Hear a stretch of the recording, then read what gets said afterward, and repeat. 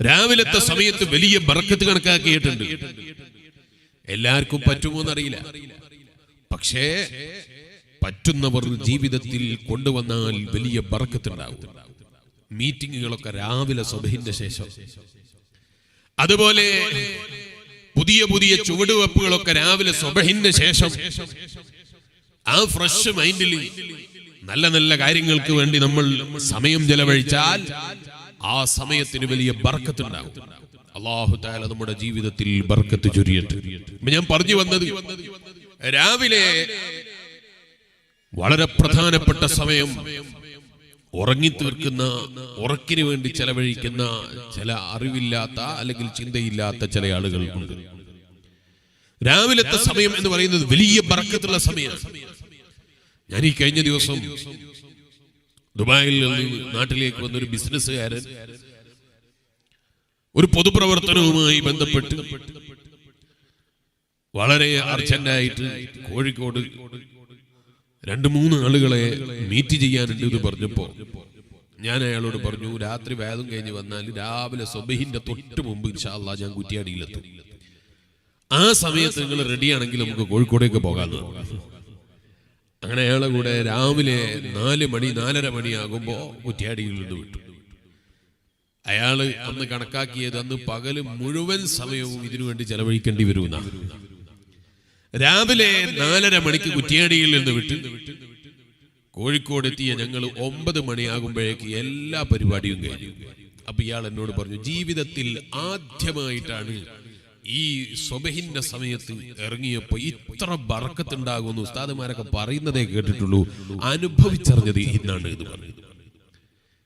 അപ്പൊ രാവിലെ എഴുന്നേറ്റ് പോകുന്ന ആളുകൾക്ക് വലിയ ബർക്കത്താണ്. അത് പ്രത്യേകിച്ചും രാവിലെ സുബഹിന്റെ ജമാഅത്തിന് പള്ളിയിലെത്തിക്കഴിഞ്ഞാൽ, രാവിലെ നിസ്കാരത്തിന് പള്ളിയിലെത്താൻ സാധിച്ചാൽ, ജമാഅത്തായി ഒന്നിച്ച് നിസ്കരിക്കാനുള്ള തൗഫീഖ് കിട്ടിയാൽ വലിയ സൗഭാഗ്യം തന്നെ.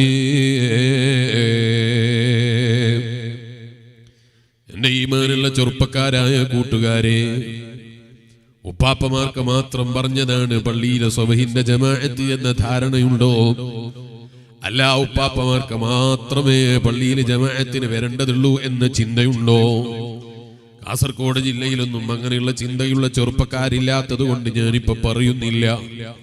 രാവിലെ സുബഹിന്റെ സമയത്ത് പള്ളിയിലെത്താൻ കഴിഞ്ഞാൽ, പള്ളിയിൽ ഒരാള് ജമാഅത്തിന് വന്നു കഴിഞ്ഞാൽ ജീവിതത്തിൽ തന്നെ വലിയ ബറക്കത്തായി പോയി. ഞാൻ ഇന്നലെ ധർമ്മനഗറിൽ പ്രസംഗിക്കുമ്പോൾ പറഞ്ഞിരുന്നു, ഹബീബായ നബി സല്ലല്ലാഹു അലൈഹി വസല്ലം തങ്ങൾ പറഞ്ഞൊരു ഹദീസ്. ഇപ്പോൾ ഞാനത് വിശദീകരിക്കുന്നില്ല. ഇന്നലത്തെ പ്രസംഗം യൂട്യൂബിൽ ലഭ്യമാണ്, സമയം കിട്ടുമ്പോൾ കേട്ടോളൂ. നബി സല്ലല്ലാഹു അലൈഹി വസല്ലം തങ്ങൾ പറയാണ്, സലാസത്തുൻ കുല്ലുഹും ളാമിനുൻ അലല്ലാഹ്. 3 വിഭാഗം ആളുകൾ, അവർ അല്ലാഹുവിന്റെ അടുക്കൽ അവർ പ്രത്യേകമായ പ്രൊട്ടക്ഷനിലാണ്, അവർ പ്രത്യേകമായ സംരക്ഷണത്തിലാണ്, അല്ലാഹുവിന്റെ പ്രത്യേകമായ കാവലാണ്. അതിലൊന്നാമത്തേതാരാണ്? റജുലുൻ ഖറജ ഗാസിയൻ ഫീ സബീലില്ലാഹ്. അല്ലാഹുവിന്റെ മാർഗത്തിൽ അല്ലാഹുവിന്റെ ദീനിനു വേണ്ടി പുറപ്പെട്ടവൻ. രണ്ടാമത്തേതാരാണ്? നബി സല്ലല്ലാഹു അലൈഹി വസല്ലം പറയാണ്, ഫഹുവ ളാമിനുൻ അലല്ലാഹ്. അള്ളാന്റെ പൊരുത്തം പ്രതീക്ഷിച്ച് എല്ലാം മാറ്റിവെച്ച് റബ്ബിന്റെ പൊരുത്തത്തിനു വേണ്ടി മാത്രം അല്ലാഹുവിന്റെ പൊരുത്തത്തിലുള്ള വഴിയിലേക്ക് ഇറങ്ങിയ മനുഷ്യനില്ലേ, അവൻ അല്ലാഹുവിന്റെ പ്രത്യേകമായ പ്രൊട്ടക്ഷനിലാണ്. ഏതുവരെ അവൻ പ്രൊട്ടക്ഷനിലാണ്? ഹത്താ യതവഫാ, അവൻ മരിക്കുന്നത് വരെ അവന് റബ്ബിന്റെ പ്രത്യേകമായ പ്രൊട്ടക്ഷനാണ്. ഇത് പറഞ്ഞിട്ട് നബി സല്ലല്ലാഹു അലൈഹി വസല്ലം തങ്ങൾ പറയാണ്, ഫയുദ്ഖിലുൽ ജന്ന. അതുവരെ തീർന്നില്ല, അവൻ സ്വർഗത്തിലേക്ക് അല്ലാഹു അവനെ പ്രവേശിപ്പിക്കുന്നത് വരെ അവന് പ്രത്യേകമായ പ്രൊട്ടക്ഷനാണ്. അഷ്റഫുൽ ഖൽഖ് മുഹമ്മദുർ റസൂലുള്ളാഹി സല്ലല്ലാഹു അലൈഹി വസല്ലം. അപ്പോൾ ഒന്നാമത്തെ പ്രൊട്ടക്ഷൻ ലഭിക്കുന്ന ആള് ആരാണ്? അതേ, റജുലുൻ ഖറജ ഫീ സബീലില്ലാഹ്.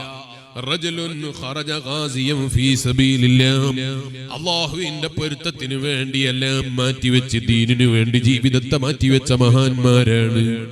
രണ്ടാമത്തേതാരാണ്? ഹബീബായ നബി സല്ലല്ലാഹു അലൈഹി വസല്ലമ തങ്ങൾ തന്നെ പറയാണ്, വറജുലുൻ റാഹ ഇലൽ മസ്ജിദി. രണ്ടാമത്തേതൊരു പുരുഷനാണ്. ആരാണ് പുരുഷൻ? റാഹ ഇലൽ മസ്ജിദി, അവൻ പള്ളിയിലേക്ക് പോകുന്നവനാണ്. ഫഹുവ ളാമിനുൻ അലല്ലാഹ്, അവനും അല്ലാഹുവിന്റെ പ്രത്യേകമായ പ്രൊട്ടക്ഷനിലാണ്. ഹത്താ യതവഫാഹു, അവൻ മരിക്കുന്നത് വരെ. ഫയദ്ഖിലുൽ ജന്ന, അവനെ അല്ലാഹ് സ്വർഗ്ഗത്തിൽ പ്രവേശിപ്പിക്കുന്നത് വരെ അവന് പ്രത്യേകമായ പ്രൊട്ടക്ഷനാണ്. അഷ്റഫുൽ ഖൽഖ് മുഹമ്മദുർ റസൂലുള്ളാഹി സല്ലല്ലാഹു അലൈഹി വസല്ലം. അപ്പൊ ചില ആളുകൾക്ക് തോന്നുകയാണ്, ഓ മുസ്ലിയാരെ, അത് പുരുഷന്മാർക്ക് മാത്രമാണോ? അത് പുരുഷന്മാർക്ക് മാത്രമാണ്. അത് പുരുഷന്മാർക്ക് പ്രത്യേകം പറഞ്ഞതാണ്. അത് ആരെ വകയിലാണ്? എന്റെ വകയിലല്ല, അള്ളാന്റെ ഖുർആൻ തന്നെ പറഞ്ഞതാണ്. എന്താ പറഞ്ഞത്? വഖർന ഫീ ബുയൂതികുന്ന വലാ തബറുജന തബറുജൽ ജാഹിലിയത്തിൽ ഉലാ. അതേ സ്ത്രീകളെ, അവർക്ക് നിങ്ങളുടെ വീട്ടിന്റെ ഉള്ളിന്റെ ഉള്ളാണ് ഖൈറ്. അതല്ലേ ഹബീബായ നബി സല്ലല്ലാഹു അലൈഹി വസല്ലമ തങ്ങള് അതേ സ്ത്രീകളോട് വീട്ടിൽ വെച്ച് നിസ്കരിക്കാൻ കൽപ്പിച്ചത് കൊണ്ട് എത്രത്തോളം നിങ്ങൾ നോക്ക്. മഹദിയായ ബീവി ആയിഷ റളിയല്ലാഹു അൻഹാ എവിടെയാ താമസിച്ചത്? കുറെ ദൂരത്തല്ല, ഒരുപാട് ദൂരം താമസിച്ച ഭാര്യയല്ല, മറിച്ചോ മദീനത്തെ പള്ളിയുടെ ചുമര്. ഒന്ന് മദീനത്തെ പള്ളിയുടെ ചുമരാണ്, അതിന്റെ നേരെ മറുവശം ഹബീബായ നബി സല്ലല്ലാഹു അലൈഹി വസല്ലമ തങ്ങളുടെ ഭാര്യയായ ആയിഷ ബീവി റളിയല്ലാഹു അൻഹയുടെ വീടാണ്. ഹുജ്റത്തു ശരീഫ എന്ന പേരിൽ അറിയപ്പെടുന്ന ആ മഹത്തായ കേന്ദ്രമാണ്. ആ ഒരു ചുമരിന്റെ നേരെ അപ്പുറത്ത് പള്ളി ഉണ്ടായിട്ട് പോലും ശാഫി ഇമാം റളിയല്ലാഹു അൻഹു പറയാണ്, എന്റെ വകയിലല്ല. ശാഫി ഇമാം റളിയല്ലാഹു അൻഹു പറയാണ്, നബി സല്ലല്ലാഹു അലൈഹി വസല്ലമ തങ്ങളുടെ ഭാര്യമാരുടെ കൂട്ടത്തിലോ അവിടുത്തെ പെൺകുട്ടികളുടെ കൂട്ടത്തിലോ ജുമുഅ ജമാഅത്തിന് വേണ്ടി ഇറങ്ങി പുറപ്പെട്ടതായി ഞാൻ എവിടെയും കണ്ടിട്ടേ ഇല്ല. ഇമാമുന ശാഫിഈ റഹിമഹുല്ലാഹ്, ശാഫി ഇമാം റളിയല്ലാഹു അൻഹുവിന്റെ വാക്കാണ്. എന്താ പറഞ്ഞത്? ഒരാളെ അവിടുത്തെ ഭാര്യമാരുടെ കൂട്ടത്തിലോ അവിടുത്തെ പെൺകുട്ടികളെ കൂട്ടത്തിലോ ജുമുഅ ജമാഅത്തിന് വേണ്ടി ഇറങ്ങി പുറപ്പെട്ടതായി ആരെയും കണ്ടിട്ടില്ല.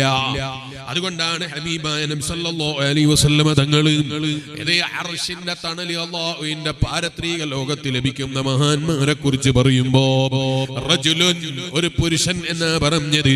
അതെ, അദ്ദേഹത്തിന്റെ മനസ്സ് അള്ളാന്റെ വീടാകുന്ന പള്ളിയുമായി ബന്ധപ്പെട്ട് കിടക്കുന്ന പതി മനസ്സാണ്. ആ നിലക്കുള്ള മനുഷ്യനാണോ അവനിക്ക് അതാ അല്ലാഹുവിന്റെ ഹബീബായ നബി സല്ലല്ലാഹു അലൈഹി വസല്ലം പറയുന്നു, അർശിന്റെ തണല് ലഭിച്ചു പോയി. അപ്പൊ ഇരിക്കട്ടെ എന്റെ ഈമാനുള്ള വിശ്വാസികളെ, പള്ളിയുമായി ബന്ധപ്പെടുന്ന സ്വഭാവം ഉണ്ടാകേണ്ടത് പുരുഷന്മാർക്കാണ്. അത് പുരുഷന്മാർക്ക് അല്ലാഹു തആല നൽകിയ ഒരു ഭാഗ്യമാണ്. എന്നാ സ്ത്രീകളെ, നിങ്ങൾക്ക് എന്തുകൊണ്ട് ഈ ഭാഗ്യം ലഭിച്ചില്ല എന്ന് ചിന്തിക്കണ്ട. എല്ലാ ഭാഗ്യവും എല്ലാവർക്കും കിട്ടിക്കൊള്ളണം എന്നില്ല. പുരുഷന്മാര് ചിന്തിക്കുകയാണ്, ഞങ്ങൾക്ക് പ്രസവിച്ചിട്ട് സ്വർഗം ഉണ്ടാക്കാൻ പറ്റിയില്ലല്ലോ, അല്ലാഹ് ഞങ്ങൾക്കും പ്രസവിച്ചിട്ട് സ്വർഗം കിട്ടണമായിരുന്നു എന്ന് ചിന്തിക്കുന്നതിനർത്ഥമില്ലല്ലോ. പുരുഷന്മാർക്ക് പുരുഷന്മാരുടേതായ സ്ഥാനമുണ്ട്. സ്ത്രീകളെ, നിങ്ങൾക്ക് നിങ്ങളേതായ സ്ഥാനമുണ്ട്. അതാണ് പരിശുദ്ധ ദീനുൽ ഇസ്ലാം. ചില ആളുകൾ പറയും, സ്ത്രീകളും പുരുഷന്മാരും ഒരുപോലെയാണ്. എങ്ങനെ?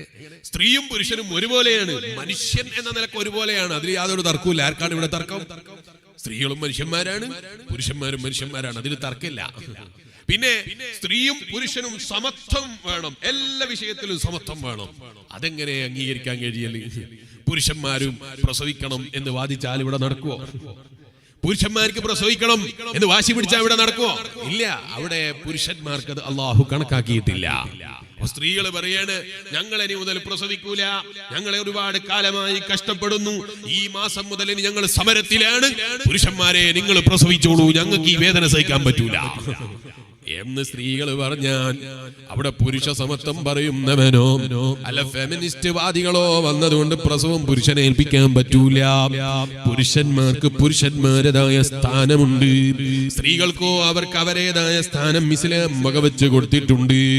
എത്രത്തോളം അവർക്ക് വകവെച്ച് കൊടുത്തു എന്നാ പറഞ്ഞത്. സ്ത്രീകൾക്ക് ഇസ്ലാം നൽകിയ സ്ഥാനം ലോകത്ത് ആരാ നൽകിയത്? ലോകത്ത് ഏത് മതമാണ് സ്ത്രീകൾക്ക് അതുപോലെ സ്ഥാനം നൽകിയത്? അവരുടെ സ്വന്തം ജീവിതത്തിൽ അവർ മറക്കേണ്ട കാര്യങ്ങൾ മറക്കാനും അവരുടെ ജീവിതത്തെ ചാരിത്ര ശുദ്ധിയെ സൂക്ഷിക്കാനും അതേ അനുവാദം കൊടുത്തു എന്ന് മാത്രമല്ല, സ്വന്തം ജീവിതത്തിന്റെ ചാരിത്ര ശുദ്ധിയെ സൂക്ഷിച്ച് ജീവിക്കുന്നത് പോലും അവരുടെ ജീവിതത്തിൽ അനിവാര്യമാണെന്നും അത് ചെയ്യുന്നതിന്റെ പേരിൽ അവർക്ക് സ്വർഗമാണെന്നും അത് ചെയ്യാത്തവന്റെ പേരിൽ സ്വർഗത്തിന്റെ പരിമളം പോലും ഇല്ല എന്ന് പഠിപ്പിച്ചൊരു മതം ലോകത്ത് വേറെ കാണാനേതാണ്. അപ്പൊ ചില ആളുകൾ പറയും പുരുഷന്മാർക്കുള്ള അതേ സ്വാതന്ത്ര്യം സ്ത്രീകൾക്കും വേണം, പുരുഷന്മാർക്കുള്ള അതേ സ്വാതന്ത്ര്യം സ്ത്രീകൾക്കും കിട്ടണം. അങ്ങനെ മുസ്ലിമേ കഴിയുമോ? ഒരിക്കലും കഴിയൂല. ഞാൻ ഇന്നിവിടെ വരുമ്പോ ട്രെയിനിലാവുന്നത് അല്ലേ, ട്രെയിനിൽ വരുമ്പോ ആ ട്രെയിനിന്റെ മുന്നിൽ ഒരു ബോഗിയുണ്ട്, അതിൽ പുരുഷന്മാർക്ക് കയറാൻ പറ്റൂല. എന്താ കാരണം? അതിന്റെ മേലെ എഴുതിയിട്ടുണ്ട് ലേഡീസ് ഓൺലി, ഇത് വെറും സ്ത്രീകൾക്ക് മാത്രമാണ്. ബസ്സിൽ കയറിയപ്പോ നല്ല കുലുങ്ങാത്ത സീറ്റ് ഉണ്ട് ബസ്സിൽ. എവിടെ? മുൻഭാഗത്ത്. ആ മുൻഭാഗത്തുള്ള വലത് ഭാഗത്തെ സീറ്റിന്റെ മേലെ എഴുതിയിരിക്കുന്നു സ്ത്രീകൾ മാത്രം. എന്റെ പുരുഷനൊരു വിലയില്ലേ എന്ന് പുരുഷന്മാര് സമരം ചെയ്താലോ? എന്റെ പുരുഷന്മാരവിടെ സമരത്തിനിറങ്ങിയാലോ? സമത്വം വേണം, എന്റെ പുരുഷന്മാരെ മാത്രമെന്ന് എഴുതി വെക്കാത്തത്. വിവരമുള്ള പുരുഷന്മാരാരും സമരത്തിനിറങ്ങിയില്ല. വർഷങ്ങളായി എഴുതി വരുന്നതാ ഞാൻ പറഞ്ഞത്. ഇന്നലെ 2022 എഴുതിപ്പുണ്ടാക്കിയതല്ല ഞാൻ പറഞ്ഞത്. വർഷങ്ങളായി എഴുതി വരുന്നതാണ് സ്ത്രീകൾക്ക് മാത്രം ഒരു സീറ്റ്, സ്ത്രീകൾക്ക് മാത്രം ഒരു ബോഗി, സ്ത്രീകൾക്ക് പ്രത്യേക പരിഗണന, സ്ത്രീകൾക്ക് മാത്രം പ്രത്യേകമായ പരിഗണനകൾ. പുരുഷന്മാര് പറയാണ് ഞങ്ങൾക്കും വേണം അങ്ങനെ പരിഗണന. എന്റെ പുരുഷന്മാരായ ഞങ്ങൾക്ക് മാത്രം ഒരു സീറ്റ് ബസ്സിൽ എഴുതാത്തത്? അത് എഴുതി കിട്ടണമെങ്കിൽ പ്രായമാകണം, അല്ലെങ്കിൽ വികലാംഗനാകണം. ഇതല്ലാതെ പുരുഷന്മാർക്ക് സീറ്റ് കിട്ടുന്നില്ല. എന്തേ കാരണം? പുരുഷന്മാരെ പോലെ അതേ സ്ത്രീകളെ ഒരിക്കലും നമുക്ക് സമന്മാരായി പറയാൻ പറ്റൂല. പുരുഷനെ പോലെ അതേ ശക്തി പറയാൻ സ്ത്രീകൾക്കില്ല. അപ്പൊ ചില ആളുകൾ പറയൂ എന്നാൽ ഇന്ന് രാജ്യത്തിന്റെ ഭരണാധികാരി പെണ്ണല്ലേ മുസ്ലിയാരെ? ഒറ്റപ്പെട്ട സ്ത്രീകൾക്ക് ചിലപ്പോൾ അങ്ങനെ കഴിവുകൾ ഉണ്ടായേക്കാം. അതിനെക്കുറിച്ചല്ല ഞാൻ പറഞ്ഞത്. പൊതുവെ സ്ത്രീകളെ അല്ലാഹു തആല സൃഷ്ടിച്ചത് ദുർബലന്മാരായിട്ടാണ്. മനുഷ്യനെ തന്നെ ദുർബലനായിട്ടാണ് പഠിച്ചത്. ഖുലിഖൽ ഇൻസാനു ദഈഫാ, മനുഷ്യൻ തന്നെ ദുർബലനാണ്. അവരെ കൂട്ടത്തിൽ കൂടുതൽ ദൗർബല്യമുള്ളവരാണ് സ്ത്രീകൾ. അതുകൊണ്ടല്ലേ സ്ത്രീകൾക്കും കുട്ടികൾക്കും പ്രത്യേക പരിഗണനയാണ്. പത്രത്തിൽ എഴുതിയത് നിങ്ങൾ കണ്ടില്ലേ? സ്ത്രീകളെ ആക്രമിച്ചു കളഞ്ഞു എന്ന് പറഞ്ഞപ്പോൾ ഭയങ്കര ഒച്ചപ്പാടാണ്. സ്ത്രീകളെ ആക്രമിച്ചു എന്ന് പറഞ്ഞപ്പോൾ ഭയങ്കര ശബ്ദമുണ്ടാക്കലാണ്. സമരത്തിന് കടുപ്പം കൂടുതലാണ്. കുട്ടികളുടെ തലയിലേക്ക് ബോംബ് വീണു എന്ന് പറയുമ്പോൾ വല്ലാത്ത വേദനയാണ്. അള്ളാഹു എല്ലാ സ്ഥലങ്ങളിലും സമാധാനം നിലനിർത്തട്ടെ. എല്ലാവർക്കും സമാധാനത്തിന് വേണ്ടി പ്രവർത്തിക്കാനുള്ള ബുദ്ധി റബ്ബ് തന്നെ കൊടുക്കട്ടെ. ഈമാനുള്ള വിശ്വാസികളെ, കുട്ടികൾക്ക് ചെറിയ തകരാറ് വരുമ്പോ, സ്ത്രീകൾക്ക് ചെറിയ ബുദ്ധിമുട്ട് വരുമ്പോ, ചെറിയ പ്രയാസം വരുമ്പോ മനുഷ്യൻ ഒന്നടങ്കം അവരോടൊപ്പം ചേർന്ന് നിൽക്കുകയാണ്. കാരണം അവരൊരു നിലക്ക് പുരുഷന്മാരെ അപേക്ഷിച്ചു നോക്കിയാൽ പുരുഷന്മാരെ പോലെ ശക്തിയുള്ളവരല്ല, അവഗാഹമുള്ളവരല്ല. ഇതുകൊണ്ട് തന്നെ സ്ത്രീകൾക്ക് പ്രത്യേക പരിഗണനയാണ്. അതുകൊണ്ട് തന്നെ ഇസ്ലാം സ്ത്രീകൾക്ക് നൽകിയ പരിഗണന എത്രയാണ്? അവര് വീട്ടിൽ നിന്ന് രാവിലെ എഴുന്നേറ്റ് ജോലിക്ക് പോകേണ്ടതില്ല, അധ്വാനിക്കേണ്ടതില്ല. അവന്റെ മക്കൾക്ക് ഭക്ഷണം കൊടുക്കൽ നിർബന്ധമായ പേരിലാണ്, ഉമ്മാക്കല്ല. കുട്ടികൾക്ക് ഭക്ഷണം കൊടുക്കൽ നിർബന്ധമാർക്കാണ്? അലസ്സൗജി, ഭർത്താവിന്റെ മേലാണ്. മക്കൾക്ക് ഭക്ഷണം കൊടുത്തോളണം. പോരാ, സ്വന്തം കുട്ടിക്ക് മുലയൂട്ടിയതിന്റെ പേരില്, പാല് കൊടുത്തതിന്റെ പേരില് ഭാര്യ അതേ കൂലി ചോദിച്ചാൽ, അതിന്റെ പേരിൽ പൈസ വേണമെന്ന് ആവശ്യപ്പെട്ടാൽ ഭാര്യക്ക് പൈസ കൊടുക്കൽ ഭർത്താവിന് നിർബന്ധമാണ്. അങ്ങനെ തുടങ്ങി ഇസ്ലാം സ്ത്രീകൾക്ക് നൽകിയൊരു സ്വാതന്ത്ര്യവും, സ്ത്രീകൾക്ക് നൽകിയൊരു സമാധാനവും, സ്ത്രീകൾക്ക് നൽകിയൊരു സന്തോഷവും ലോകത്ത് പറയാൻ എവിടെയാണ്? മുസ്ലിയാരെ, എന്റെ വീട്ടിൽ വീട്ടിൽ എന്നാൽ അത് കിട്ടാനില്ല. ഭർത്താവിന്റെ ബാപ്പ വല്ലാത്ത ശല്യം ചെയ്യലാണ്, ഭർത്താവിന്റെ ഉമ്മ വല്ലാത്ത ശല്യം ചെയ്യലാണ്. ഇസ്ത്രി ഇട്ടത് നന്നായില്ലെങ്കിൽ വെറുപ്പ് പിടിക്കലാണ്, കറിയിൽ ഉപ്പ് കുറഞ്ഞു പോയാ വെറുപ്പ് പിടിക്കലാണ്. ഭർത്താവിന്റെ ബാപ്പക്ക് ഭക്ഷണം ഉണ്ടാക്കി കൊടുക്കലോ, വയലിന് വരുന്ന മുസ്ലിയാർക്ക് ഭക്ഷണം ഉണ്ടാക്കി കൊടുക്കലോ, നാട്ടുകാരെ ഭക്ഷിപ്പിക്കലോ, കുടുംബങ്ങൾക്ക് ഭക്ഷണം കൊടുക്കലോ ഭാര്യന്റെ മേലിൽ നിർബന്ധമില്ല. എന്തിലധികം പറയാനാണ്, ഭർത്താവ് അതേ ഭാര്യന്റെ മേലിൽ നിർബന്ധമില്ല. ഇത് പറഞ്ഞതിന്റെ പേരിൽ നാളെ നോട്ടീസ് അടിച്ചിട്ട് അടുക്കളയിൽ സമരമാണ് എഴുതി വെക്കണമെന്ന് ഞാൻ പറഞ്ഞതിനർത്ഥമില്ല.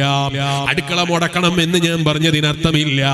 അടുക്കളയിൽ നിങ്ങൾ എത്ര അധ്വാനിച്ച് ഭർത്താവിന് ഭക്ഷണം ഉണ്ടാക്കുന്നുണ്ടോ, ഭർത്താവിന്റെ ബാപ്പക്ക് ഭക്ഷണം കൊടുക്കുന്നുണ്ടോ, ഉമ്മാക്ക് ഭക്ഷണം നൽകുന്നുണ്ടോ, വെള്ളം നൽകുന്നുണ്ടോ, സഹായങ്ങൾ നൽകുന്നുണ്ടോ, ആ നിലക്ക് ഭർത്താവിന്റെ തൃപ്തി ലഭിക്കാൻ വലിയ കാരണമായി പോയി. അങ്ങനെ ഭർത്താവിന്റെ തൃപ്തി ലഭിച്ച് മരിക്കുന്ന പെണ്ണില്ലേ, ഭാര്യയില്ലേ, ദഖലത്തിൽ ജന്ന മുഹമ്മദുർ റസൂലുള്ളാഹി സല്ലല്ലാഹു അലൈഹി വസല്ലം തങ്ങൾ പറയണം, സ്വർഗ്ഗത്തിൽ കടന്നു കഴിഞ്ഞുപോയി, സ്വർഗ്ഗത്തിൽ കടന്നുപോയി, സ്വർഗ്ഗത്തിൽ കടന്നുപോയി എന്നാണ് അഷ്റഫുൽ ഖൽഖ് മുഹമ്മദുർ റസൂലുള്ളാഹി സല്ലല്ലാഹു അലൈഹി വസല്ലം തങ്ങൾ പറഞ്ഞത്. അപ്പോൾ സ്വർഗ്ഗത്തിൽ കടക്കാൻ തന്നെ കാരണമാണ്, സ്വർഗ്ഗത്തിൽ എത്താൻ തന്നെ കാരണമാണ് ഭർത്താവിന്റെ തൃപ്തി എന്ന് പറയുന്നത്. ഈ തൃപ്തിക്ക് വേണ്ടിയാണ് ഉപ്പമാരെ ഉമ്മമാരെ ഓ എന്റെ പ്രിയപ്പെട്ടവർ, അവരോട് ശകാരിക്കുന്നവർ കൈയൊഴിക്കണേ. ഇസ്ലാം അങ്ങനെ കൽപ്പിച്ചിട്ടില്ല. മറിച്ചോ അവരുടെ മക്കൾക്ക് ആവശ്യമായ സേവനം ചെയ്യാൻ വേലക്കാരെ നിർത്തി കൊടുക്കണം എന്നാ ഇസ്ലാം. ഇരിക്കട്ടെ, ഞാനിപ്പോ അതിലേക്ക് വിശദമായി കടക്കുന്നില്ല. അപ്പൊ സ്ത്രീയും പുരുഷനും ഒരുപോലെയാണ് ഇസ്ലാമിൽ, ഇസ്ലാമിൽ ഒരുപോലെയാണ് എന്ന് പറയുന്നത് ശരിയല്ല. പിന്നെ സ്ത്രീകൾക്ക് വലിയ സ്ഥാനം ഇസ്ലാം കൽപ്പിച്ചു കൊടുത്തിട്ടുണ്ട്. എത്രത്തോളം ജീവിക്കാൻ പോലും വകയില്ലാത്ത സമൂഹമായി അവർ ജീവിക്കുമ്പോ അവർക്ക് ജീവിക്കാനുള്ള മുഴുവൻ വഴികളും ഉണ്ടാക്കി കൊടുത്തു എന്ന് മാത്രമല്ല, ഹബീബായ നബി സല്ലല്ലാഹു അലൈഹി വസല്ലം തങ്ങൾ പറഞ്ഞു, ഒരാൾക്ക് 3 പെൺകുട്ടികൾ ഉണ്ടാവുകയും അവർക്ക് നല്ല ഇഹ്സാൻ ചെയ്തു കൊടുക്കുകയും അവർക്ക് ഒരുപാട് ഖൈറാത്തുകൾ ചെയ്തു കൊടുക്കുകയും ആ മക്കളെ നല്ല നിലക്ക് വേദനിപ്പിക്കാതെ. ചില ബാപ്പമാരുണ്ട്, ഒരു പെൺകുട്ടി ജനിച്ചു, രണ്ടാമത്തതും പെൺകുട്ടിയാകുമ്പോ ഭാര്യനോട് ചോദിക്കും, അല്ല എനിക്ക് പെണ്ണല്ലാതെ പ്രസവിക്കാണെങ്കിൽ ഇവളാണ് പെണ്ണാണോ ആണാണോ എന്ന് വേണ്ടത് അള്ളാഹ് എഴുതി കൊടുത്തത് എന്ന് തോന്നും. ചിലപ്പോ ഭാര്യമാരോട് ചോദിക്കും, അല്ല എനിക്ക് പെണ്ണല്ലാതെ പ്രസവിക്കാൻ അറിയില്ലേ? എന്ത് ചോദ്യമാണ് ഈ ചോദ്യം? 3 പെൺകുട്ടിയാകുമ്പോ അപ്പോഴേക്കതാ ബേജാറ് കൂടിപ്പോയി. ഈ മനുഷ്യൻ ചിന്തിച്ചില്ലല്ലോ, ഭക്ഷണം നൽകുന്നവൻ അല്ലാഹുവാണ്, റിസ്ക് തരേണ്ടവൻ അല്ലാഹുവാണ്. ഇതുവരെ എനിക്ക് ആവശ്യമുള്ളതൊക്കെ തന്നതും അവനാണ്. ഞാനൊന്നും ചോദിച്ചിട്ട് തന്നതല്ല, ഞാനൊന്നും അപേക്ഷ കൊടുത്തിട്ട് തന്നതല്ല. ഞാൻ ജനിക്കുന്നതിന്റെ മുമ്പ് എന്റെ ബാപ്പ എവിടെയും എഴുതി കൊടുത്തിട്ടില്ല, ഒരു പഞ്ചായത്തിലും കൊടുത്തിട്ടില്ല, ഒരു മുനിസിപ്പാലിറ്റിയിലും പോയിട്ടില്ല, എന്തിനു വേണ്ടി പോയിട്ടില്ല. എന്റെ മകൻ മരിക്കുന്നത് വരെയുള്ള ഭക്ഷണം റേഷനരിയായിട്ട് കൊടുക്കണമെന്ന് പറയാൻ എന്റെ ബാപ്പ സഹിക്കുമ്പോൾ ഭാര്യമാർ ോട് വെറുപ്പ് പിടിക്കുന്ന ചില ഭർത്താക്കന്മാരില്ലേ, ചിന്തയില്ലാത്ത ഭർത്താക്കന്മാരുടെ ഉമ്മമാരില്ലേ? നിങ്ങളെ നാട്ടിലൊന്നും അങ്ങനെയുള്ള ഉമ്മമാരും ഉമ്മാമമാരും ഇല്ല എന്ന് മനസ്സിലാക്കിയിട്ട് ഞാൻ ആ വിഷയത്തിലേക്ക് കൂടുതലായി കടക്കുന്നില്ല. നൊന്ത് പ്രസവിച്ച് കിടക്കുന്ന പെൺകുട്ടിയുടെ അടുക്കലേക്ക് വന്നിട്ട് ഭർത്താവിന്റെ ഉമ്മാമയാണ് പോലും, ഭർത്താവിന്റെ ഉമ്മയാണ് പോലും കയറി വന്നിട്ട് ആ പെൺകുട്ടിയോട് ചോദിക്കുകയാണ്, പെണ്ണല്ലാതെ പ്രസവിക്കാൻ നിനക്ക് ഭാഗ്യം കിട്ടിയിട്ടില്ല അല്ലേ എന്ന് പറഞ്ഞിട്ട് കിടക്കയില് വേദനയോടെ കിടക്കുന്ന പെൺകുട്ടികളെ വേദനിപ്പിക്കുന്ന ഉമ്മമാരുണ്ടോ, ബാപ്പമാരുണ്ടോ? 3 പെൺകുട്ടികളാകുമ്പോഴേക്ക് അല്ലാഹ് ഞാനെങ്ങനെ ഭക്ഷണം കൊടുക്കൂന്ന് ചിന്തിച്ചിട്ട്, ഞാനെങ്ങനെ അവളെ വിവാഹം കഴിപ്പിച്ചു കൊടുക്കൂന്ന് ചിന്തിച്ചിട്ട് വിഷമിക്കുന്ന ഉമ്മമാരുണ്ടോ, പെങ്ങന്മാരുണ്ടോ, ബാപ്പമാരുണ്ടോ? ഹബീബായ നബി സല്ലല്ലാഹു അലൈഹി വസല്ലം തങ്ങളെ വീട്ടിലേക്ക് ഒരു നേരത്തെ ഭക്ഷണം കഴിക്കാനില്ലാതെ പ്രയാസപ്പെട്ട് വിഷമിച്ചു വന്ന യതീമുകളാകുന്ന മക്കളുടെ കയ്യും പിടിച്ച് വീട്ടിലേക്ക് വന്നൊരു ഉമ്മ മഹദി ബീവി ആയിഷ റളിയല്ലാഹു റളിയല്ലാഹു അൻഹയുടെ അടുക്കലേക്ക് വന്ന് ആയിഷ ബീവി റളിയല്ലാഹു അൻഹയോട് പറയാണ്, ഓ ആയിഷ ബീവി, വല്ലാത്ത വിശപ്പാണ്, മക്കളെ വിശപ്പ് എനിക്ക് സഹിക്കുന്നില്ല, എന്റെ വിശപ്പ് ഞാൻ സഹിച്ചോളാം. ആയിഷ ബീവി റളിയല്ലാഹു അൻഹ വീട്ടിന്റെ ഉള്ളിൽ എന്താണ് ബാക്കിയുള്ളത് എന്ന് അന്വേഷിച്ചു നോക്കുമ്പോ ഒരൊറ്റ ഈത്തപ്പഴമല്ലാതെ മറ്റൊന്ന് കിട്ടാനില്ല. തന്നെ തീരുമാനമെടുത്തില്ലേ. റജബ് കടന്നു വന്നപ്പോഴേക്ക് വിദേശ രാജ്യത്ത് ജോലി ചെയ്യുന്ന ജോലിക്കാരും അത് എവിടെ ജോലി ചെയ്യുന്നവരും ബിസിനസ് ചെയ്യുന്നവരും റമദാനിലെ നാട്ടിലേക്ക് കൂടണം. എന്തിനാ നാട്ടിലേക്ക് കൂടുന്നത്? നാട്ടിലാകുമ്പോ പൊരിച്ചതും കടിച്ചതൊക്കെ കൂടുതലാ, റമദാനിന് അല്പം സുഖം കൂടുതലാ. ഈ നിലക്ക് ചിന്തിച്ച് നാട്ടിലേക്ക് എത്തുന്നവരല്ലേ പലരും നമ്മുടെ നാടുകളിൽ. ഓ മുസ്ലിമേ, ഞാൻ നോമ്പ് തുറക്കുന്ന സമയത്ത് ഒരു ഈത്തപ്പഴം തന്നാൽ, രണ്ട് ഈത്തപ്പഴം കിട്ടിയാൽ, മൂന്ന് ഈത്തപ്പഴം കിട്ടിയാൽ നമുക്ക് മതിയാകാറുണ്ടോ? പള്ളിയിലെ നോമ്പ് തുറക്ക് പോലും വെറും മൂന്ന് ഈത്തപ്പഴം കഴിച്ച് നോമ്പ് തുറക്കാൻ നമുക്ക് മതിയാകൂല. ചില മുഅദ്ദിനുകള്, ചില ബാങ്ക് വിളിക്കുന്ന ഉസ്താദുമാരി, അവര് ബാങ്കിന്റെ സമയമായാൽ വെറും മൂന്ന് ഈത്തപ്പഴം കൊടുത്ത് തിന്നിട്ട് അവർക്ക് ബാങ്ക് വിളിക്കാൻ പറ്റൂല. ബാങ്ക് കൊടുക്കുമ്പോ അവര് മൂന്ന് ഈത്തപ്പഴവും കഴിക്കും, സമൂസയും കഴിക്കും, സർവ്വതും കഴിക്കും. എന്നിട്ട് ബാങ്ക് കൊടുക്കാന്ന് ചിന്തിക്കുന്നവര് വരെ ബാങ്ക് കൊടുക്കുന്നവരെ കൂട്ടത്തിലില്ലേ. എന്താ കാരണമെന്നറിയോ? വിശപ്പ് സഹിക്കുന്നില്ല, വിശപ്പിന്റെ വേദന അനുഭവിച്ച് പരിചയമില്ല. ആയിഷ ബീവി റളിയല്ലാഹു അൻഹ വീട്ടിന്റെ അകത്തേക്ക് നോക്കിയപ്പോ ഒരൊറ്റ ഈത്തപ്പഴമല്ലാതെ ഒന്നും കാണാനില്ല. ആയിഷ ബീവി റളിയല്ലാഹു അൻഹയുടെ മുന്നിൽ വന്നതെന്നത് ആരാ? മൂന്ന് പെൺകുട്ടികളാകുന്ന മക്കളെയും കൂട്ടിയിട്ട്, ഒരു യതീമായ മക്കളെയും കൂട്ടിയിട്ട് ഉമ്മ വന്നു നിന്നത് കണ്ടപ്പോൾ ആയിഷ ബീവി റളിയല്ലാഹു അൻഹയുടെ മനസ്സ് വല്ലാതെ നൊന്തുപോയി. ആയിഷ ബീവി റളിയല്ലാഹു അൻഹ ഈത്തപ്പഴം നോക്കിയിട്ട് മറ്റൊന്ന് കണ്ടെത്താനില്ല. കിട്ടിയത് ഉമ്മാന്റെ കയ്യിലേക്ക് കൊടുത്തപ്പോ ആ ഉമ്മ ഈത്തപ്പഴം മൂന്നാക്കി തിരിച്ചിട്ട് മക്കൾക്ക് വിതരണം ചെയ്തു. ഈത്തപ്പഴത്തിന്റെ ഒരു നാര് പോലും ആ ഉമ്മ വായിലേക്ക് വെച്ചില്ല. വിശപ്പിന്റെ കാഠിന്യം സഹിക്കാൻ കഴിയാത്ത ആ ഉമ്മാന്റെ വായിലേക്ക് ഒരു ഈത്തപ്പഴത്തിന്റെ നാര് പോലും വായിലിടാൻ കഴിയാതെ വിഷമിക്കുന്ന ആ ഉമ്മാനെ കണ്ടപ്പോ ആയിഷ ബീവി റളിയല്ലാഹു അൻഹയുടെ മനസ്സ് വല്ലാത്ത കൃപയുള്ള മനസ്സല്ലേ, വല്ലാത്ത അലിവുള്ള മനസ്സല്ലേ, വല്ലാത്ത ഖേദമുള്ള മനസ്സല്ലേ. ആയിഷ ബീവി റളിയല്ലാഹു അൻഹ നിന്ന നൃത്തത്തിൽ അങ്ങ് കരഞ്ഞുപോയി. കരയുന്ന സമയത്താ റഹ്മത്തുൽ ലിൽ ആലമീൻ അഷ്റഫുൽ ഖൽഖ് മുഹമ്മദുർ റസൂലുള്ളാഹി സല്ലല്ലാഹു അലൈഹി വസല്ലം തങ്ങൾ വീട്ടിലേക്ക് കയറി വരുന്നത്. മാ യുബ്കീകി യാ ആയിഷ, എന്തേ ആയിഷ നിങ്ങളെ കരയിപ്പിച്ചത്? എന്തിനാണ് ആയിഷ നിങ്ങൾ കരയുന്നത്? എന്തിനാണ് ആയിഷ നിങ്ങൾ കരച്ചിലുകൊണ്ട് അത് ഇവിടെ ഈ സമയം ചെലവഴിക്കുന്നത്? ആയിഷ ബീവി റളിയല്ലാഹു അൻഹയുടെ മറുപടി, ലോകത്തിന്റെ മുഴുവനും കാരുണ്യമായ നബിയേ, ആ ഉമ്മാന്റെ വേദന കണ്ടിട്ടാണ്, ആ ഉമ്മാന്റെ വിഷമം കണ്ടിട്ടാണ്. മൂന്ന് പെൺകുട്ടികളല്ലാതെ ആ ഉമ്മാക്ക് ഇല്ല നബിയേ, പട്ടിണിയാണ് നബിയേ. ഒരു ഈത്തപ്പഴത്തിന്റെ നാര് പോലും ആ ഉമ്മാക്ക് കഴിക്കാൻ കഴിഞ്ഞിട്ടില്ല നബിയേ.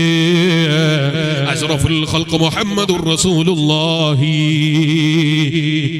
സല്ലല്ലാഹു അലൈഹി വസല്ലം തങ്ങളോട് പറഞ്ഞപ്പോ ആയിഷ ബീവി റളിയല്ലാഹു അൻഹയോട് ലോകത്തിന്റെ മുഴുവനും കാരുണ്യമായ നേതാവിന്റെ മറുപടി സല്ലല്ലാഹു അലൈഹി വസല്ലം, ആയിഷ റളിയല്ലാഹു അൻഹ, അവളെ നിനക്കറിയോ, അതേ മൂന്ന് പെൺകുട്ടികൾ ഉണ്ടാവുകയോ അവർക്ക് ഇഹ്സാൻ ചെയ്തു കൊടുക്കുകയോ അവരെ ഒരു സമയത്തും വേദനിപ്പിച്ചിട്ടില്ല, അവരെ വിഷമം അവരോട് പറഞ്ഞിട്ടില്ല, അവരെ വേദന അവരെ മുന്നിൽ അവതരിപ്പിച്ചിട്ടില്ല, ഇല്ലായ്മ കാണിച്ചിട്ടില്ല.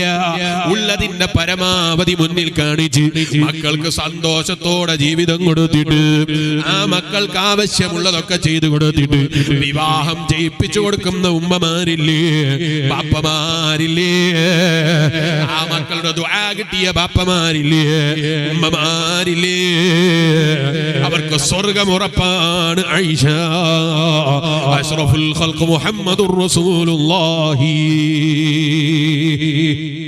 അഷ്റഫുൽ ഖൽഖ് മുഹമ്മദുർ റസൂലുള്ളാഹി സല്ലല്ലാഹു അലൈഹി വസല്ലം തങ്ങൾ പറയാണ് അവർക്ക് സ്വർഗ്ഗം ഉറപ്പാണ്. ആയിഷ എന്റെ വാല് കേൾക്കാമെന്ന ആരെങ്കിലും പെൺകുട്ടികൾ മാത്രം ഉണ്ടായതിന്റെ പേരിൽ വേദന അനുഭവിക്കുന്നുണ്ടെങ്കിൽ, അല്ലെങ്കിൽ അതൊരു മോശമാണ് എന്ന് കരുതുന്നുണ്ടെങ്കിൽ, അല്ലെങ്കിൽ അതൊരു ടെൻഷനായി കാണുന്നുണ്ടെങ്കിൽ അവരോട് പറയുന്നു സ്വർഗം ലഭിക്കാൻ അത് കാരണമാണ്.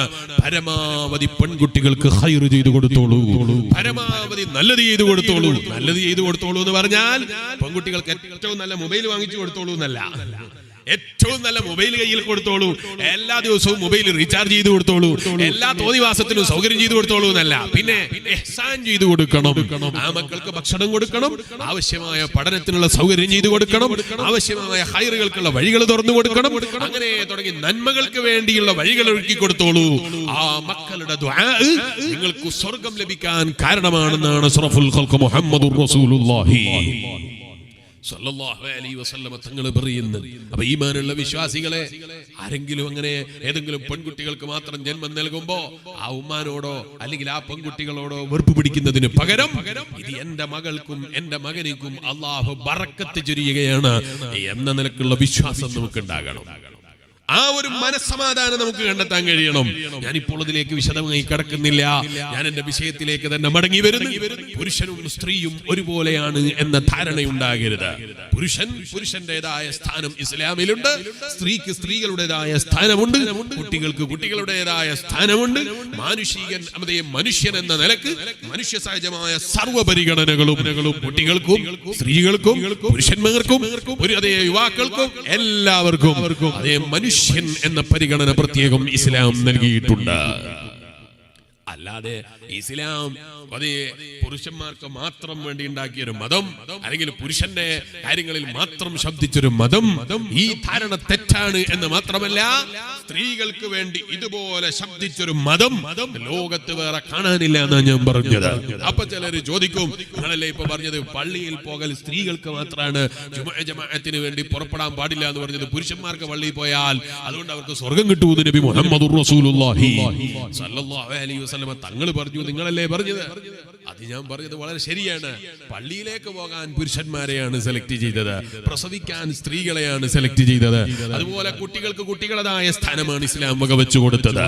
അതുകൊണ്ടാണ് ഹബീബായ നബി സല്ലല്ലാഹു അലൈഹി വസല്ലം തങ്ങളുടെ പ്രിയപ്പെട്ട ഭാര്യയായ ആയിഷ ബീവി റളിയല്ലാഹു അൻഹാ മദീനത്തെ പള്ളിയുടെ ചാരത്ത് താമസിക്കുന്ന സമയത്ത് പോലും ആയിഷ ബീവി റളിയല്ലാഹു അൻഹ ഒരു നേരത്തെ ജുമുഅ ജമാഅത്തിന് വേണ്ടി ആ വീട്ടിൽ നിന്ന് പള്ളിയിലേക്ക് ഇറങ്ങി പുറപ്പെട്ടതായി ഞാൻ കണ്ടിട്ടില്ല എന്ന് പറഞ്ഞത് ആരാണ്?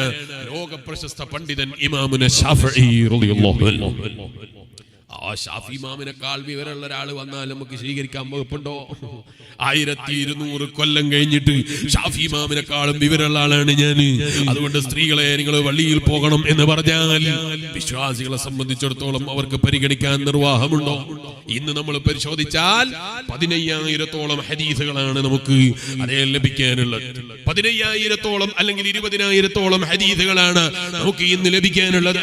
എന്നാൽ ഇമാം ഷാഫിഈ റളിയല്ലാഹു അൻഹുവിനെ പോലെയുള്ള, ഇമാം അഹ്മദ് ബിൻ ഹംബൽ റളിയല്ലാഹു അൻഹുവിനെ പോലെയുള്ള, ഇമാം മാലിക് റളിയല്ലാഹു അൻഹുവിനെ പോലെയുള്ള, ഇമാമുൽ അഅ്ലം ഇമാം അബൂ ഹനീഫത്തുൽ കുഫി റളിയല്ലാഹു അൻഹുവിനെ പോലെയുള്ള മഹാന്മാർ, ആ മഹാന്മാരാരാണ്? അവര് 4 ഹദീസ് മനപ്പാഠം പഠിച്ചവരല്ല, അല്ലെങ്കിലോ 15,000 പാഠം പഠിച്ചവരല്ല. സനദടക്കം അവർക്ക് പറയാൻ കഴിയും. എന്ത് പറയാൻ കഴിയും? ലക്ഷക്കണക്കിന് ഹദീസ് അവർക്ക് കാണാതെ പറയാൻ കഴിയും. അവരല്ലേ പണ്ഡിതന്മാർ, അവരല്ലേ യഥാർത്ഥത്തിലുള്ള അലിമീങ്ങൾ. അവർക്ക് ലഭിച്ച ഇൽമ് നമുക്ക് പറയാനില്ല, എവിടെയില്ല, മനുഷ്യന്റെ കയ്യിലില്ല എന്നല്ല ഞാൻ പറഞ്ഞത്. അവർക്കുണ്ടായിരുന്ന ഇൽമ് നമ്മളെ കിതാബുകളിൽ പോലും ഇന്ന് കണ്ടെത്താൻ കഴിയൂല. ഞാൻ എന്റെ വകയിൽ പറഞ്ഞതാണോ? അല്ല. നിങ്ങൾ നിങ്ങളുടെ നാട്ടിലെ ദർശനം നടത്തുന്ന ഉസ്താദിനോട് ചോദിച്ചോളൂ. ഷാഫി ഇമാം റളിയല്ലാഹു അൻഹുവിന്റെ വിവരം ഇന്ന് ലോകം മുഴുക്കെ കിതാബ് പരിശോധിച്ചാൽ ചിലപ്പോൾ കിട്ടിക്കൊള്ളണം എന്നില്ല. കാരണം ഷാഫി ഇമാം റളിയല്ലാഹു അൻഹുവിന്റെ വിവരം നിലക്കാണ്, ഷാഫി ഇമാം റളിയല്ലാഹു അൻഹുവിന്റെ പാണ്ഡിത്യം നിലക്കാണ്. പോരാ, അതുകൊണ്ടാണ് നബി സല്ലല്ലാഹു അലൈഹി വസല്ലം തങ്ങൾ പറഞ്ഞത്, ഖിയാമത്ത് നാളിലേക്ക് ഇങ്ങനെ അടുക്കുന്നതിനനുസരിച്ച് ഇൽമ് കുറഞ്ഞു വരുമെന്ന് നബി മുഹമ്മദുർ റസൂലുള്ളാഹി സല്ലല്ലാഹു അലൈഹി വസല്ലം ഇരിക്കട്ടെ, ഞാനിപ്പോൾ അതിലേക്ക് വിശദമായി കിടക്കുന്നില്ല. ഞാൻ എന്റെ വിഷയത്തിലേക്ക് തന്നെ മടങ്ങി വരുന്നു. പള്ളിയുമായി ബന്ധപ്പെടുന്ന പുരുഷനില്ലേ, അവന് സ്വർഗമാണ്. അവനതാ അള്ളാന്റെ പ്രത്യേകമായ സംരക്ഷണത്തിലാണ്. ആരാ പറഞ്ഞത്? ഹബീബായ നബി മുഹമ്മദുർ റസൂലുള്ളാഹി സല്ലല്ലാഹു അലൈഹി വസല്ലം എന്ന മഹാനായ ഇമാം അബൂ ഹുറൈറ റളിയല്ലാഹു അൻഹു റിപ്പോർട്ട് ചെയ്ത മറ്റൊരു ഹദീസ് കാണാം. ഖാല റസൂലുള്ളാഹി സല്ലല്ലാഹു അലൈഹി വസല്ലം, ഹബീബായ നബി സല്ലല്ലാഹു അലൈഹി വസല്ലം ഇദാ മറർതും ബിറിയാദിൽ ജന്ന ഫർതഉ. ഓ സഹാബ, ഇദാ മറർതും ബിറിയാദിൽ ജന്ന ഫർതഉ. ഓ സഹാബ, നിങ്ങൾ സ്വർഗ്ഗത്തിലൂടെ നടക്കുകയാണോ? ആ സ്വർഗ്ഗത്തിൽ നിങ്ങൾ സന്തോഷത്തോടെ മേഞ്ഞോളൂ, സന്തോഷത്തോടെ നടന്നോളൂ. യാ റസൂലല്ലാഹ്, എന്താണ് ഹബീബായ നബിയേ വമാ റിയാദുൽ ജന്ന? എന്താ ഹബീബായ നബിയേ സ്വർഗ്ഗമെന്ന് പറഞ്ഞാൽ? എന്താ റിയാദുൽ ജന്ന എന്ന് പറഞ്ഞാൽ? അപ്പോഴാ ലോകത്തിന്റെ മുഴുവനും കാരുണ്യമായ നേതാവ് അഷ്റഫുൽ ഖൽഖ് മുഹമ്മദുർ റസൂലുള്ളാഹി സല്ലല്ലാഹു അലൈഹി വസല്ലം തങ്ങളെ മറുപടി കേട്ടില്ലേ നിങ്ങൾ? അൽ മസാജിദു, അല്ലാഹുവിന്റെ പള്ളികളാണ് മുഹമ്മദുർ റസൂലുള്ളാഹി സല്ലല്ലാഹു അലൈഹി വസല്ലം. എന്താ ഹബീബായ നബിയെ റിയാദുൽ ജന്ന, എന്താ റിയാദുൽ ജന്ന എന്ന് ചോദിച്ചപ്പോ നബി സല്ലല്ലാഹു അലൈഹി വസല്ലം തങ്ങളെ മറുപടി അൽ മസാജിദു, അത് അല്ലാഹുവിന്റെ പള്ളികളാണ്. അതുകൊണ്ടാണ് മഹാനായ അലി ഇബ്നു അബീ ത്വാലിബ് റളിയല്ലാഹു അൻഹു, ആരാ അലി ഇബ്നു അബീ ത്വാലിബ് തങ്ങൾ? ഇസ്ലാമിക റിപ്പബ്ലിക്കിന്റെ 4ാമത്തെ ഭരണാധികാരിയാണ്, അമീറുൽ മുഅ്മിനീനാണ്. ഫാത്തിമ ബീവി റളിയല്ലാഹു അൻഹയുടെ പ്രിയപ്പെട്ട ഭർത്താവാണ്. ഹബീബായ നബി സല്ലല്ലാഹു അലൈഹി വസല്ലം തങ്ങളുടെ പ്രിയപ്പെട്ട കുടുംബമാണ്. അത് വിവാഹ ബന്ധം മാത്രമല്ല, അല്ലാതെ തന്നെ നബി തങ്ങളുടെ പ്രിയപ്പെട്ട കുടുംബമാണ്, അനുജനാണ്. ആ അലി ഇബ്നു അബീ ത്വാലിബ് റളിയല്ലാഹു അൻഹു, ഓ വിശ്വാസികളെ, ആ അലി ഇബ്നു അബീ ത്വാലിബ് റളിയല്ലാഹു അൻഹുവിനോട് അതേ ചോദിക്കപ്പെട്ടില്ലേ? എന്താ ചോദിക്കപ്പെട്ടത്? ഓ അലി ഇബ്നു അബീ ത്വാലിബ് തങ്ങളെ, നിങ്ങൾ സ്വർഗ്ഗത്തെയാണോ സെലക്ട് ചെയ്യുന്നത്, അല്ല പള്ളികളെയാണോ സെലക്ട് ചെയ്യുന്നത്? അലി ഇബ്നു അബീ ത്വാലിബ് റളിയല്ലാഹു അൻഹുവിനോട് ചോദിക്കപ്പെട്ടപ്പോ, അലി ഇബ്നു അബീ ത്വാലിബ് റളിയല്ലാഹു അൻഹുവിനോട് ചോദിച്ചപ്പോ അലി ഇബ്നു അബീ ത്വാലിബ് റളിയല്ലാഹു അൻഹുവിന്റെ മറുപടി എന്താണ്? അൽ അഫ്ളലു, ഏറ്റവും അഫ്ളലു മസാജിദുല്ലാഹ്, അല്ലാഹുവിന്റെ വീടാകുന്ന പള്ളികളാണ്. അലി ഇബ്നു അബീ ത്വാലിബ് റളിയല്ലാഹു അൻഹു പറയാണ്, ഞാൻ അവിടെ സെലക്ട് ചെയ്തത് അല്ലാഹുവിന്റെ പള്ളിയാണ്. എന്താണ് കാരണം എന്ന് ചോദിച്ചപ്പോ എന്താണ് അലി ഇബ്നു അബീ ത്വാലിബ് റളിയല്ലാഹു അൻഹുവിന് പറയാനുള്ള മറുപടി എന്നല്ലേ? മഹാനായ അലി ഇബ്നു അബീ ത്വാലിബ് റളിയല്ലാഹു അൻഹു പള്ളികളെ സെലക്ട് ചെയ്യാനുള്ള കാരണം എന്നല്ലേ? അലി ഇബ്നു അബീ ത്വാലിബ് റളിയല്ലാഹു അൻഹു പള്ളി സെലക്ട് ചെയ്യാനുള്ള കാരണം മഹാനവറുകൾ പറയാണ്, സ്വർഗ്ഗത്തിൽ ഉന്നതമായ സ്ഥാനം ലഭിക്കണമെങ്കിൽ പള്ളികളുമായി ബന്ധമില്ലാതെ, അല്ലാഹുവിന്റെ വീടാകുന്ന പള്ളിയുമായി ബന്ധപ്പെടാതെ പുരുഷന് ഉന്നത സ്ഥാനം നേടാൻ കഴിയില്ല. അതുകൊണ്ടാണ് അല്ലാഹുവിന്റെ ഹബീബായ നബി സല്ലല്ലാഹു അലൈഹി വസല്ലം തങ്ങൾ റിയാദുൽ ജന്ന, എന്താ റിയാദുൽ ജന്ന എന്ന് ചോദിച്ചപ്പോ അൽ മസാജിദു, അല്ലാഹുവിന്റെ പള്ളികളാണ് മുഹമ്മദുർ റസൂലുള്ളാഹി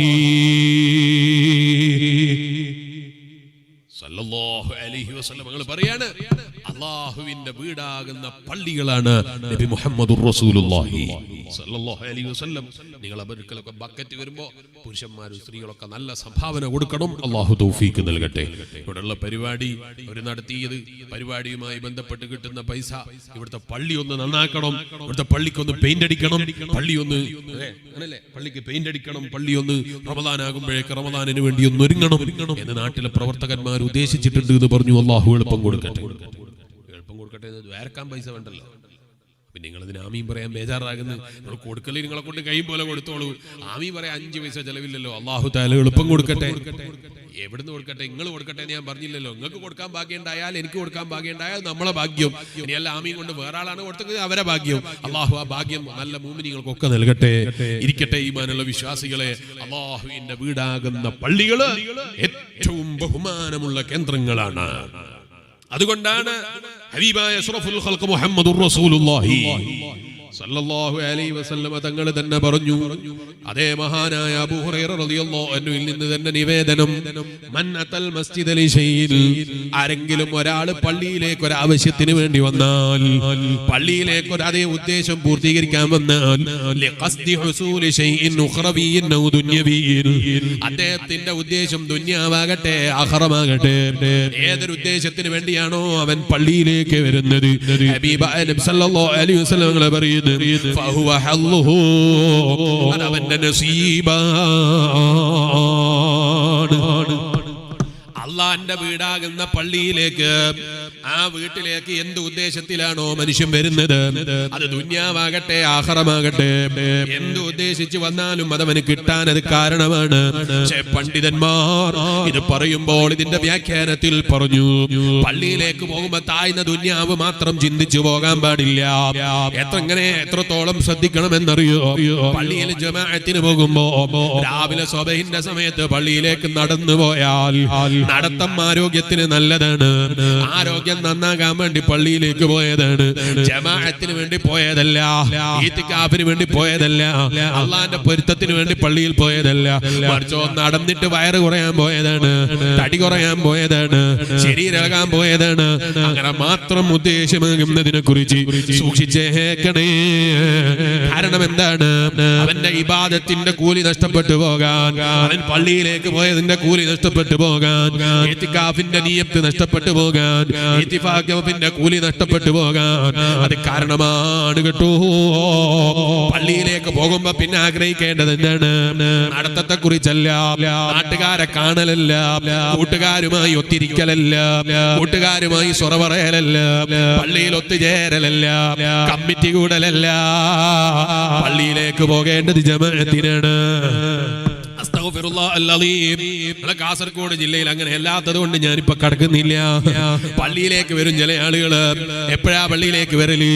റമദാനിൽ പള്ളിയിലേക്ക് വരും, പിന്നെയോ വെള്ളിയാഴ്ച പള്ളിയിലേക്ക് വരും, അല്ലെങ്കിലോ ഇത് അല്ലാത്തൊരു ദിവസം പള്ളിയിൽ വരണമെങ്കിൽ പള്ളിയുടെ കമ്മിറ്റി വിളിക്കണം.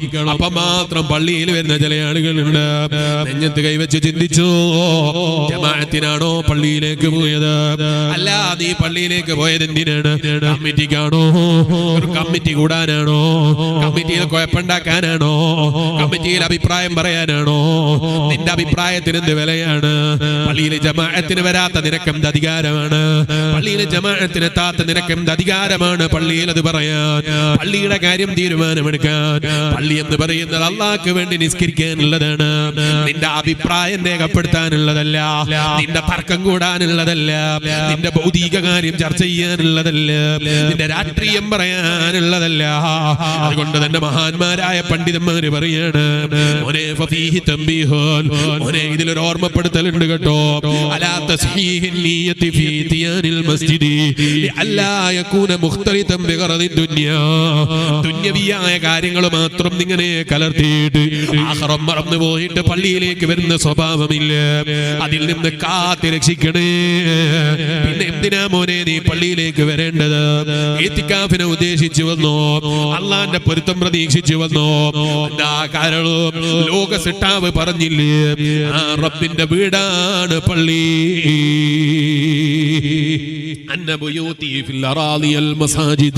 ഭൂമിയിലുള്ള എന്റെ വീട് എന്ന് പറഞ്ഞാൽ അത് പള്ളിയാണ്.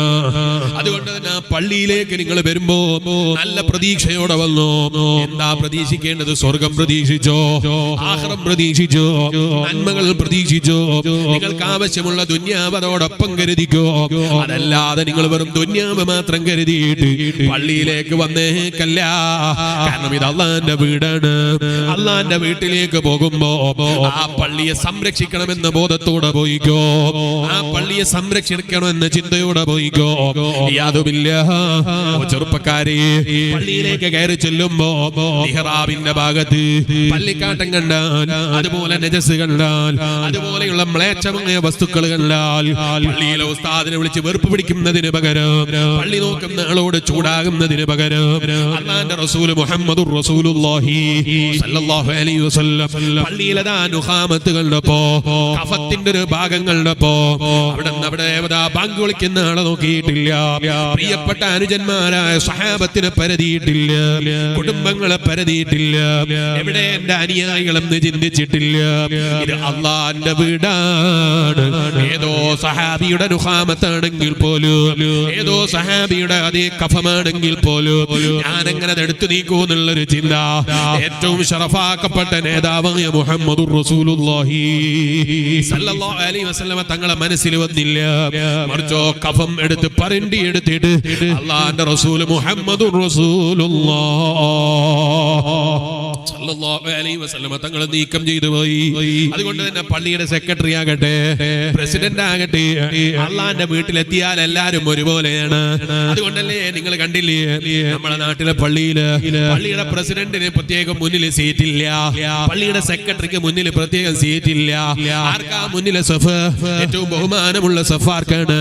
ആദ്യം പള്ളിയിൽ വരുന്നവനാണ്, നേരത്തെ പള്ളിയിൽ എത്തുന്നവനാണ്, ആദ്യം ആ സീറ്റിൽ എത്തുന്നവനാണ്.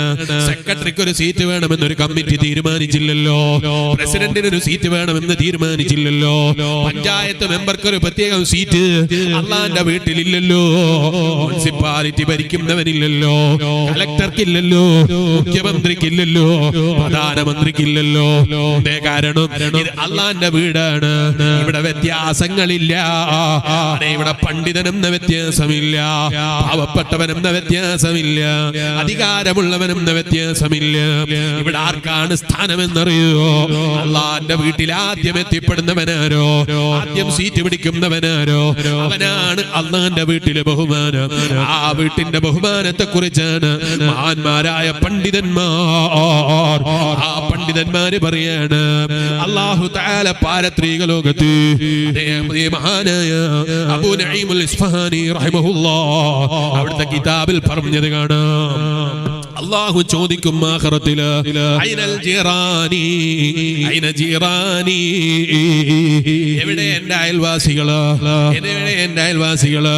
ഫയഖൂലുൽ മലായിക, അപ്പോൾ മലക്കുകൾ ചോദിക്കുമ്പോഴും യാ റബ്ബനാ, ഓ ഞങ്ങളുടെ റബ്ബേ, വമൻ യംബഗി ലഹു അൻ യുജാബിറക, ആരാ പടച്ച റബ്ബേ നിന്നോട് ഏറ്റവും സഹവാസത്തിന് ഏറ്റവും നല്ല അയൽപ്പക്കക്കാരനായി ജീവിക്കാൻ ഭാഗ്യം ലഭിക്കുന്നവനാരാ?